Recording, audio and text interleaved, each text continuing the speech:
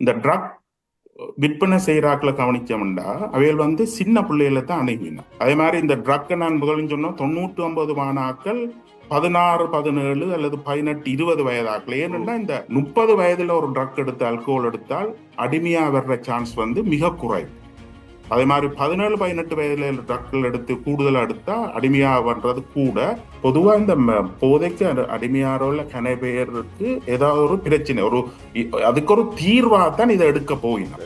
நவீன ஆராய்ச்சிகளே சொல்கிறார்கள் எந்த ட்ரிங்க்குமே உங்களுடைய உடலுக்கு கூடாது என்றதான். அதாவது அது உங்களோட புற்றுநோய்கள், எந்த புற்றுநோய்க்கும் மதுபானம் ஒரு ரிஸ்பெக்டராக இருக்குது. உங்களோட என்ன கேன்சராக இருந்தாலும், லங் கேன்சரோ ப்ரோஸ்டேட் கேன்சரோ, உங்களுக்கு டிமென்ஷியா வாரத்துக்கோ என்னத்துக்கு கண்டாலும் மதுபானம் ஒரு ஒரு ரிஸ்பெக்டர், அதாவது ஒரு காரணியாக இருக்குது. ஆஸ்திரேலிய வாழ் ஜாழ் பல்கலைக்கழக மருத்துவ பீட வைத்தியர்கள் வழங்கும் ஆரோக்கிய வாழ்வு நிகழ்ச்சி. உடல் உள்ள ஆரோக்கியம் சம்பந்தமான அன்றாட வாழ்வில் எதிர்நோக்குகின்ற பிரச்சனைகள் பற்றிய கலந்துரையாடல் நிகழ்ச்சி பிரதி வியாழக்கிழமைகளில் பிற்பகல் 6:30 மணியிலிருந்து 7:30 மணி வரை கேட்க தவறாதீர்கள்.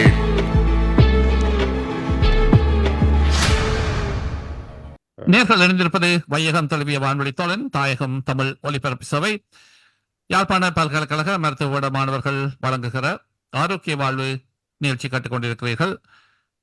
ஆஸ்திரேலிய வாழ் மருத்துவர்கள், யாழ்ப்பாண பல்கலைக்கழகத்தால் படைக்கப்பட்டவர்கள், கூடவே தாயகம் தமிழ் ஒலிபரப்பு சேவையை இணைந்து இந்த நிகழ்ச்சியை ஒவ்வொரு வாரமும் உங்களுக்காக தருவது வழக்கம்.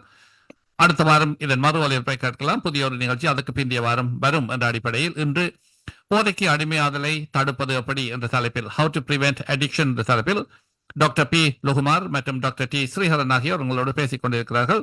அவர்களது உரையாடலில் மீண்டும் இணைந்து கொள்வோம். வாருங்கள். இந்த ட்ரக் விற்பனை செய்யறாக்களை கவனிச்சோம்டா அவைகள் சின்ன பிள்ளைகளை தான் அணுகினோம். அதே மாதிரி இந்த ட்ரக்கை நான் முதலில் சொன்னோம் 90-50 மாணாக்கள் 16-17 அல்லது 18-20 வயதாக்கள். ஏனென்றா இந்த ப்ரீ ஃப்ரண்டல் கோர்டெக்ஸ், அந்த பகுத்தறிவுற கோர்டெக்ஸ் முழுமையாக மெச்சுவா வர்றது 25 வயதுல. 16 வயதுல இருந்து துவங்கி அந்த அந்த பகுத்தறிவு மூளை எங்கட அனுபவங்கள், நாங்க படுற எக்ஸ்பீரியன்ஸ்ல இருந்து தான் தன்னை வளப்படுத்தி ஒரு மெச்சுவர்டா வர்றது. அதாலதான் எல்லா நாடுகள்லையும் 18 வயது வரையும் அல்கோஹால் குடிக்கலான்னு சொல்லி. ஏன்னா அது குடிச்சா அது பகுத்தறிகிற அந்த மூளையை பாதிக்கும். அப்ப இந்த 16-17 வயதுல அந்த மூளை பகுத்தறிகிற மூளையில ப்ரீஃப்ரண்டல் கோர்டெக்ஸ் பெருசா பலமா இருக்காதபடியா அவைகளுக்கு ஒரு ரிஸ்க் எடுக்கிற பிஹேவியர் இருக்கு. அல்லது ஒரு ஒரு எதையும் ஒரு டெஸ்ட் பண்ண வேணும். ஏன்னா டெஸ்ட் பண்ணி செட் பண்ணி தான் அந்த பகுத்தறிகிற பிரெயினும் வர்றது. அப்படியா இருக்கிற அந்த இளம் பருவத்தை தான் இந்த ட்ரக்ஸ் எடுக்கிறாக்களும் அப்ரோச் பண்ணினோம். அந்த வயதுல தான் இதுவும் எடுப்பினோம். அவையில் எடுத்து கொண்டு வரையக்குள்ள அந்த வளர்ற அந்த பருவமடைகிற அந்த ப்ரீஃப்ரண்டல் கோர்டெக்ஸ் இந்த அல்கோஹாலால பாதிக்கப்பட்ட உடனே அது டேமேஜா போயிடும். அப்ப டேமேஜா போனா நீங்க பாத்தீங்கன்னா பாப்பீங்க, அல்கோஹால் அல்ல ட்ரக் அடிக்கிறார்கள் லூமாரு தெரியும் கனவே பேஷண்ட் பாக்குறவர் அவையில் ஒரு வித்தியாசமா தான் இருப்பினும். எங்களை நோமல் ஒரு ஆட்கள் மாதிரி இருக்க வேண்டும். அது அவையல்ன்ற பிள்ளை இல்லை, ஏதோ ஒரு வகையில எடுத்துட்டோம்.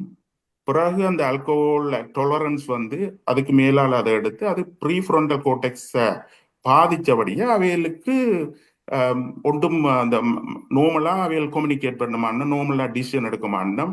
அந்த ட்ரக்ன்றே இருப்பினோம். அப்ப அதுதான் அடுத்தது. ஏன் சின்ன பிள்ளைகள் அது பாதிக்குது, ஏன் சின்ன பிள்ளைகள் அது இன்ட்ரோடியூஸ் பண்ணப்படுது. ஒரு 30 வயதுல ஒரு ட்ரக் எடுத்து அல்கோஹால் எடுத்தால் அடிமையா வர்ற சான்ஸ் மிக குறைவு. அதே மாதிரி 17-18 வயதுல ட்ரக்கள் எடுத்து கூடுதலா எடுத்தா அடிமையா பண்றது கூட. அதுக்குரிய காரணம் இந்த ப்ரீஃப்ரண்டல் அல்லது பகுத்தறிவுக்குரிய பிரெயின் வளராம இருக்கிற பருவத்துல இது அதை பாதிக்கிறது. அதாலதான் சரி. இந்த கிட்டடியில் பார்த்தீங்கன்னு சொன்னால் எங்களுடைய செய்தித்தளங்கள்ல முக்கியமாக பேசப்படுகிறபடியே இந்த அட்வர்டைஸ்மெண்ட், இந்த கேம்பிளிங், அதாவது நாங்கள் என்ன இந்த சூதாட்டத்துக்குரிய விளம்பரங்களை இந்த ஸ்போர்ட்ஸ் இவெண்ட்டுகளில் தடை செய்ய வேணும் என்று சொல்லி, அதாவது கிரிக்கெட் மேட்சோ ம். அதுகள் அந்த அந்த தொலைக்காட்சி நிகழ்வுகளில் அதை தடை செய்ய வேணும் என்று சொல்லி ஒரு ஒரு போராட்டம் கொண்டு போய் கொண்டிருக்கிறது. ம். அரசாங்கமும் இன்னும் அதை என்னென்றால் அதிலே நிறைய விளம்பர பணம் பெருகுது அந்த ம். அந்த விளம்பரங்கள்னாலே அந்த தொலைக்காட்சி நிறுவனங்களுக்கும் இதுகளும் வந்து அந்த அதுகளால் அவை தக்கி பிழைச்சி இருக்குது இப்போ இந்த இன்டர்நெட் ம். காலத்தில். அது ஒரு நல்ல இது என்னன்னா அந்த ப்ரீஃப்ரண்டல் கோர்டெக்ஸ் முழுமையாக விருத்தி அடையாத அந்த இத இந்த அட்வர்டைஸ்மெண்ட் ஆக்கள் யூஸ் பண்ணுவீங்க. யூஸ் பண்ணி அவையில அதை பாதிக்கும்ன்றது அது எஸ், அது ஒரு நல்ல பாயிண்ட். மற்றது நீங்கள் சொன்ன மாதிரி இந்த சமூக பிரச்சனைகள் வந்து இதுகளால அதாவது இந்த தொடர்ந்து இதை பாவிக்க வேண்டிய தேவை கட்டாய தேவை ஒன்று இருக்கிறதுனால அதிலிருந்து மீள்படாத முடியாத நிலையில அது ஒரு பணப்பிரச்சனை ஒன்றை எல்லாருக்குமே கொண்டு வரும். எவ்வளவுதான் காசு உள்ளவராக இருந்தாலும் அப்ப இதனால வந்து களவுகள், கொலைகள், காரை உடைக்கிறது, வீட்டை உடைக்கிறது, கடைகளை உடைக்கிறது, ஆம் ரொபரி என்று சொல்வார்கள். அதுல இருந்து அப்ப கனவேர் இதனால ஜெயில் சிறைச்சாலைக்கு போய் வந்திருக்கிறார்கள். இப்போ என்னட்ட வார கனபேஷன் நீங்கள் சொன்ன மாதிரி அவர்கள் ரிலாக்ஸ் அண்ட் ரெமிஷன் என்று அவர்கள் சில நேரங்களில் எங்களுடைய மருந்தெடுத்து சுகமாகி இருந்தாலும் சில நேரங்களில் அவர்கள் திருப்பி இந்த பழக்கத்துக்கு திரும்பியும் அடிமையாகி திரும்பியும் அவர்கள் நாங்கள் அடிக்கடி பார்க்கக்கூடிய அவர்கள் சிறைச்சாலைக்கு போவதும் வெளியில வருவதும் போவதும் இருப்பார்கள் என்றால் அவர்களுக்கு அந்த பண தேவை ஒன்று இருக்கிறது. அவர்கள் அதை களவெடுக்க வேணுமோ கொலை செய்ய வேணுமோன்றது இல்லை, பண தேவை ஒன்று வருது. அதனால இது மட்டுமில்ல பெண்களை பார்த்தீங்கன்னு சொன்னால் அவர்கள் விபச்சாரத்தில் அநேகம் ஈடுபடுவார் என்றால் அந்த பணத்தை வேற ஒரு வழியிலையும் எடுக்க முடியாது. அதாவது அந்த ட்ரக்குக்காக அவையில் எதையும் செய்வேணும். அந்த எதையும் செய்வோம்ன்றது ஏனென்றா அந்த பகுத்தறிவுற பிரெயின் வந்து இந்த ஓவர்டோஸ் ட்ரக்ஸால பாதிக்கப்பட்டுட்டுதோ. என்னொன்று நான் லூமார் எனக்கு ஒரு சிறையில இருந்து ஜெயில இருந்து வர்ற ஆக்கள் இடக்கிட வர்றவ அப்ப அவையில கேட்கிறேன் நான் உங்களுக்கு என்னண்டு இந்த அவையில் சொல்லுவீங்கன்னா பொதுவா அவையில் எங்கேன்னு வேற எனக்கு சொல்ல மாட்டோம்.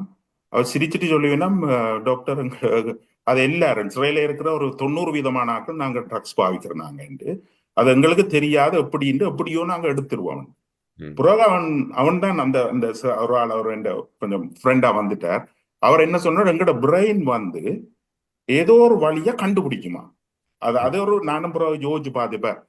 ப்ரீஃப்ரண்டல் கோர்டெக்ஸ் இது போயிட்டுது, இதுல டோபமைன் கூட வந்து ட்ரக் சீக்கிங் வரைக்குள்ள இன்னொரு பகுதி மூளை ஒன்று புதுசா உருவாகும், ஒரு புது ஐடியாக்களை கொண்டு வரும். எங்க எப்படி இதுக்குரிய காசை வேண்டி காசை எப்படி எடுத்து இந்த ட்ரக் அந்த ஜெயில வந்தவர் எனக்கு சொன்னவர் எங்கட மூளை வந்து புது அதாவது உங்களுக்கு தேவை வரும்போது நீங்கள் அந்த இனோவேஷன் அது இப்ப நாங்கள் அங்க பெட்ரோல் இல்லா நேரம் மண்ணெண்ணெயில மோட்டர் சைக்கிள் ஓடின மாதிரி அந்த மூளை ஒரு காம்ப்ளெக்ஸ் ஸ்ட்ரக்சர். எஸ், அனடின் போட்டோ ஊற வச்சு தண்ணியில அதுல இருந்து அதை கோடினை செப்பரேட் பண்ணி எல்லாம் எடுக்கிறார்கள். எஸ் எஸ் மற்றது அது சரி, அதுதான் மூளை. அப்ப அவன் சொல்ற இந்த ட்ரக் சீக்கிங் வரைக்குள்ள ஏதோ ஒரு வழி தங்களுக்கு எப்படியும் கிடைக்கும். அந்த அவன் நான் யோசிக்கிறேன் மற்ற மூளைகள் பாதிக்க அந்த புது மூளை உருவாகுது. இதன் இரண்டா இப்ப ட்ரக் வந்து ஹைஜெக் பண்ணிட்டுது ரிவோர்ட் சென்டரை. அப்ப அது கொண்ட்ரோல்ல இருக்கல அது தனக்கு விரும்பின ஒரு புது சர்க்கிட்டுகளை உருவாக்கி அதுக்குள்ளால அதை எடுக்கணும். எஸ், அடுத்தது லூமார். அப்ப இது ஒரு உண்மையா ஒரு பெரிய ஒரு பிரச்சனை.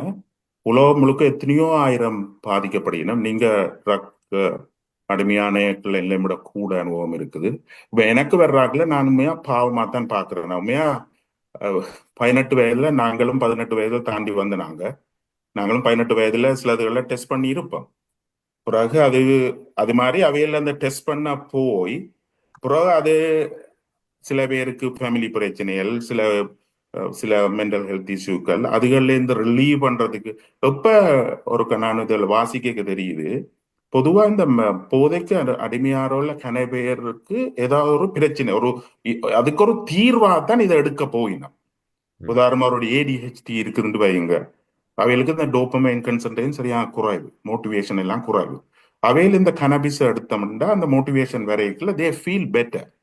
அப்ப அதுக்கு ஏற்கலால போயிடணும் போயக்கல அவையில் இப்ப நம் ட்ரக் எடுக்கிறாங்கல்ல நாங்க ஒரு நேரத்துல இதை நாங்க நிப்பாட்டுவோம் உங்களால ஏழும் இப்ப நாங்க இப்ப அந்த காலத்துல நாங்கள் ஆல்கோஹால் ஸ்மோக் பண்ணிக்கல இருந்த இதுதான் அவைகளுக்கு இப்ப ட்ரக்ஸுகளுக்கும் இருக்கு பிறகு அது மெல்ல மெல்லமா போய் அது எங்களை கண்ட்ரோல் பண்ண துவங்கிக்கல தான் பிறகு அப்ப உண்மையா நாங்க ட்ரக் எடுக்கிற ஆட்கள்ல கோவிக்கையோ நான் பொதுவா அப்படி செய்கிறேன் முதல்ல அப்படி யோசிப்போம் இதுகள் தெரிய விட்டு நாங்க பாவமா தான் பார்க்க அவையோட மூளை இப்ப அது இந்த ஆராய்ச்சியில சொல்லி அவையோட மூளையையும் நோமல் மூளையும் எடுத்து ஸ்கேன் பண்ணி பார்த்தா அவைகளுக்கு அந்த ப்ரீஃப்ரண்டல் கோர்டெக்ஸ் சரியா பாதிக்கப்பட்டிருக்கு அப்ப அவைகளுக்கு அந்த இன்ஹிபிஷன் இருக்காது கோவப்படுவின எல்லாம் அந்த மூளைன்ற அனட்டமியும் பிசியோலஜியும் மாறுபட்டு அப்ப அவர்கள் நாங்க அரவணைத்துத்தான் போக வேணும் அப்ப இத எப்படி உங்களோட கருத்து என்ன லூமாரி இதை எப்படி நாங்க ட்ரீட் பண்ணலாம் அல்லது அதுக்கு சொன்னதை நான்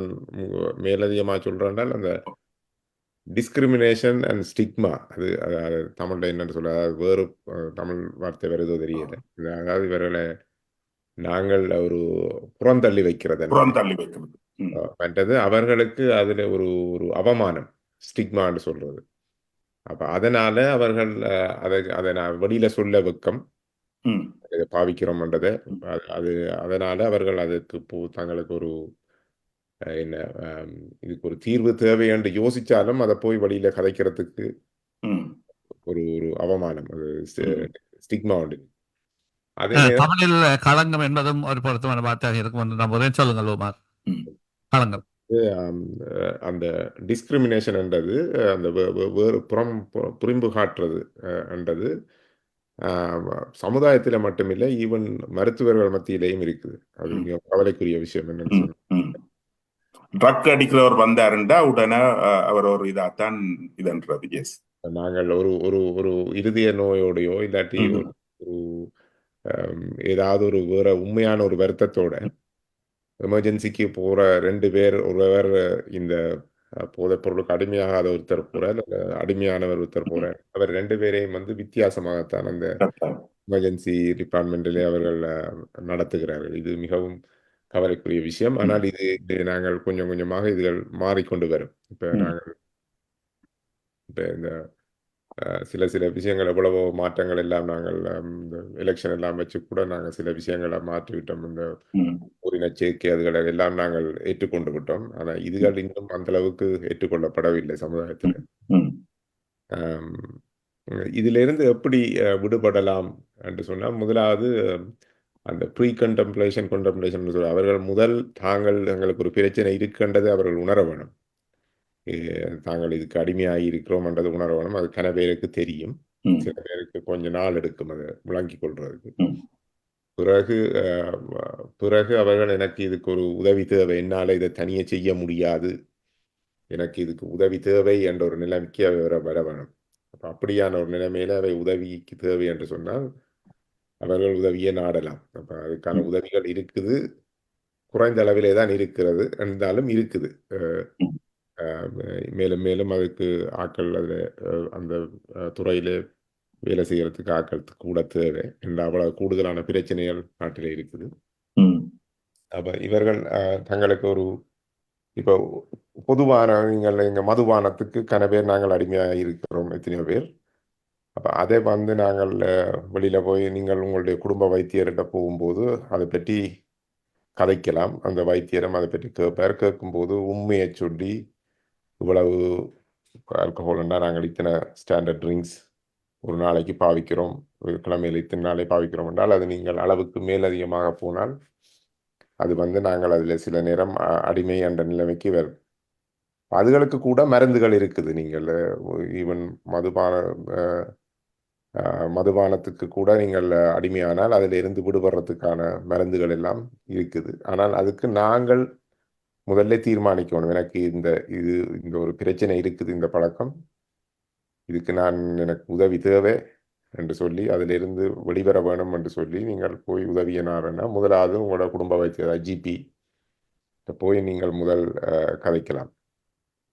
பிறகு அதுதான் உங்களுடைய ஆரம்ப படி. அதில் இருந்து பிறகு அவர் உங்களை நீங்கள் அந்த ட்ரக் அண்ட் ஆல்கஹால் கவுன்சிலிங் எல்லாம் இருக்குது, அவைகளுக்கு உங்களை தொடர்புபடுத்தி விடலாம். அதே நேரம் உளநல நிபுணர்கள் இருக்கிற சைக்காலஜிஸ்ட் என்று சொல்றது, அவர்களிடம் தொடர்புபடுத்தி விடுவார்கள். இதுகளுக்கு அந்த மருந்துகள் இப்ப எல்லா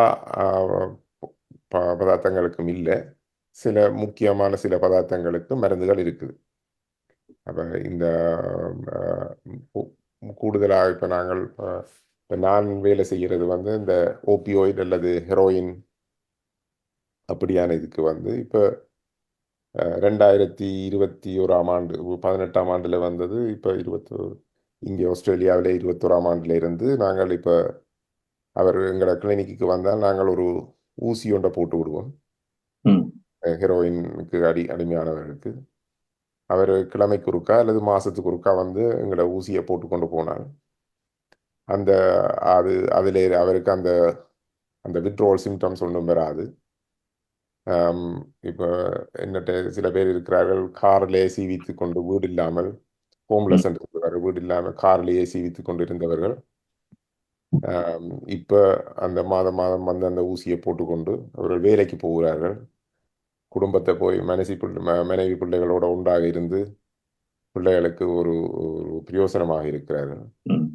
அப்படியான அவர்கள் திரும்பி மீண்டும் ஒரு நோமல்சி, அதாவது இயல்பு வாழ்க்கைக்கு வரக்கூடிய சந்தர்ப்பம் இருக்குது. இப்ப இவர்கள் தொடர்ந்து இப்படியே தான் போக வேணும் என்று இல்லை. அவர்கள் தக்க உதவியை சிகிச்சை நாடினால் அந்த இதுகள் வந்து இவர்களை குணப்படுத்தலாம். சிலதுகள் வந்து எங்களுக்கு உலகளாவிய ரீதியிலே எங்களுடைய ஆராய்ச்சிகளின் மூலமும் தெரிய வந்திருக்குது. என்னன்னா சில விஷயங்கள் சரி வராது. இந்த முறைகளில் நாங்கள், அதாவது நீங்கள் முற்று முழுதாக போதைப் பொருளை தடை செய்கிறதோ அல்லாட்டில் இதை சட்ட ரீதியாக பிழை என்று சொல்றதோ வந்து வெற்றி அளிக்கவில்லை.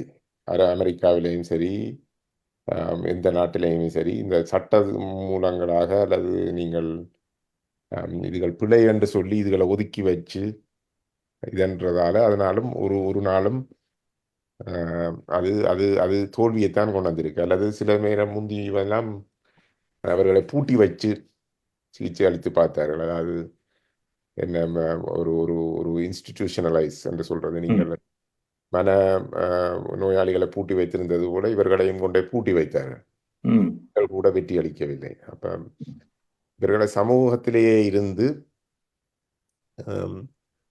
இப்படியான இவர்களுக்குரிய சிகிச்சைகளை பெற்றுக்கொண்டு உடல்நல ஆலோசனைகளையும் பெற்றுக்கொண்டு இவர்கள் அதுதான் அந்த கூடுதலாக இப்ப வெற்றி அளிக்கிறது சிகிச்சை முறையா இருக்கு. இப்ப நிறைய புது சிகிச்சை முறைகள் எல்லாம் வந்து கொண்டு இருக்குது. இதுகள் கன பேருக்கு தெரியாது. அப்ப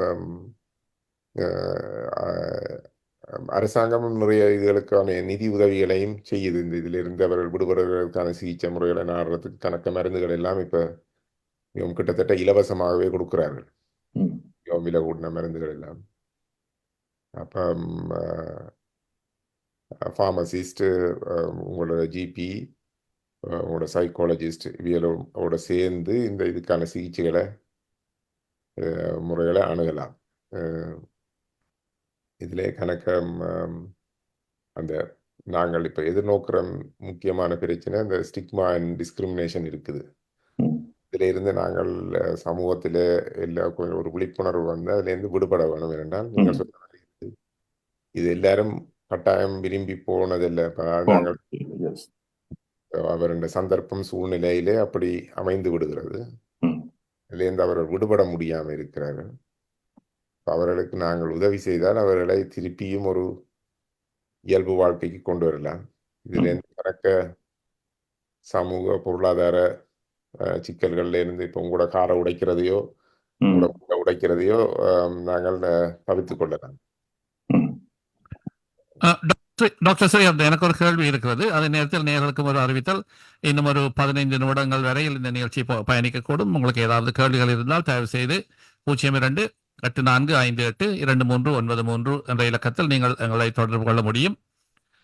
அனைத்து நேர்களும் சக 612845823393 என்ற இலக்கத்தில் எங்களை அணுகலாம். +612-8458-2393.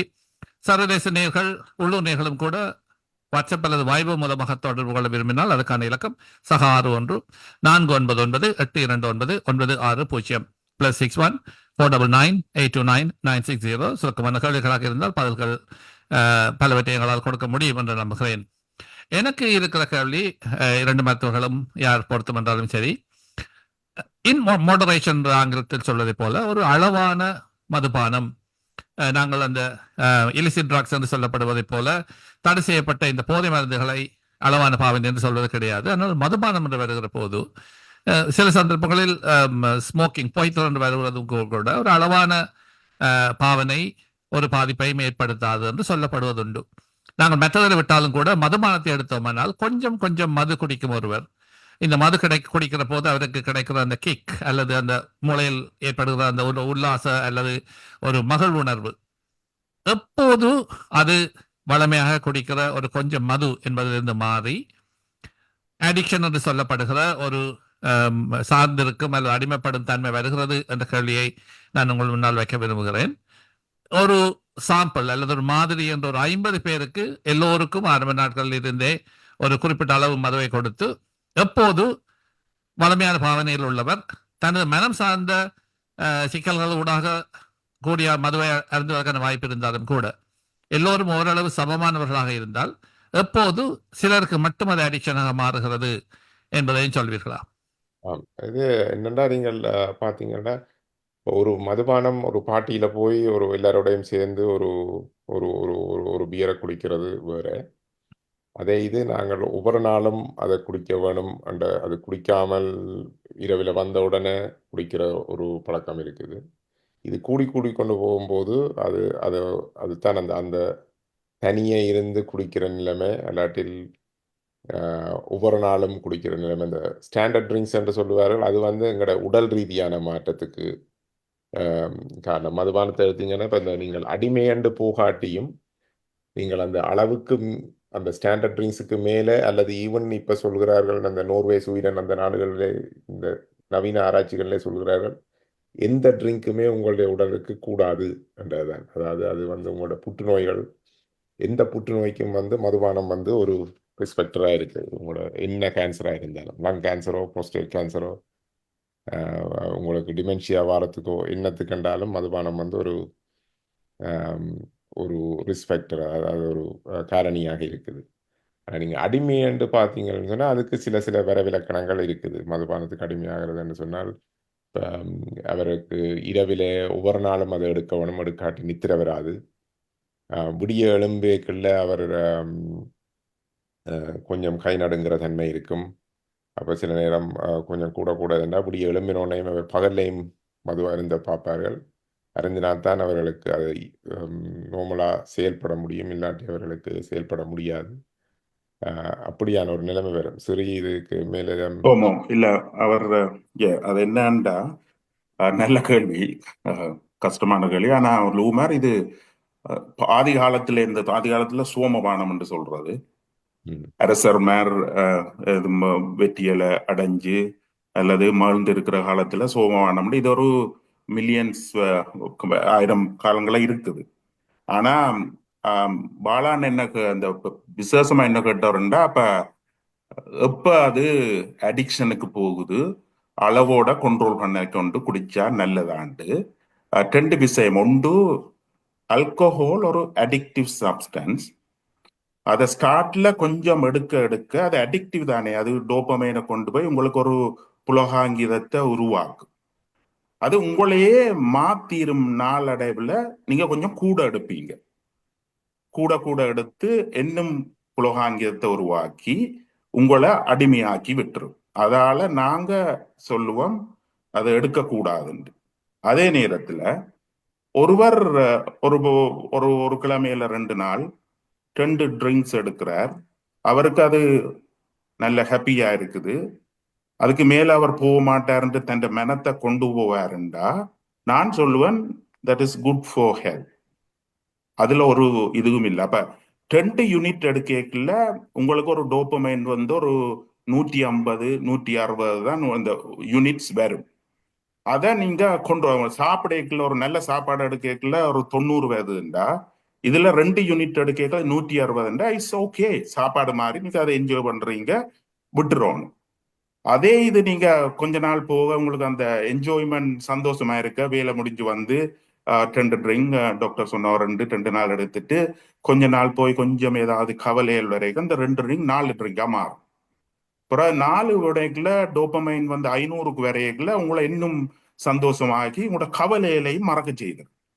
அப்ப நீங்க உங்களை அறியாம உங்களுக்கு வரும் ஓகே இது இஸ் குட் ரெண்டுட்டு நீங்க வீட்டுல 2 மனசுக்கு ஒழிச்சு 6 ட்ரிங்க் எடுப்பீங்க நைஸா. அப்படியே அது உங்களை கொண்டு வந்து ஒவ்வொரு நாளும் எடுக்க வர வச்சிடும். அப்பதான் அடிமையா வர்றீங்க.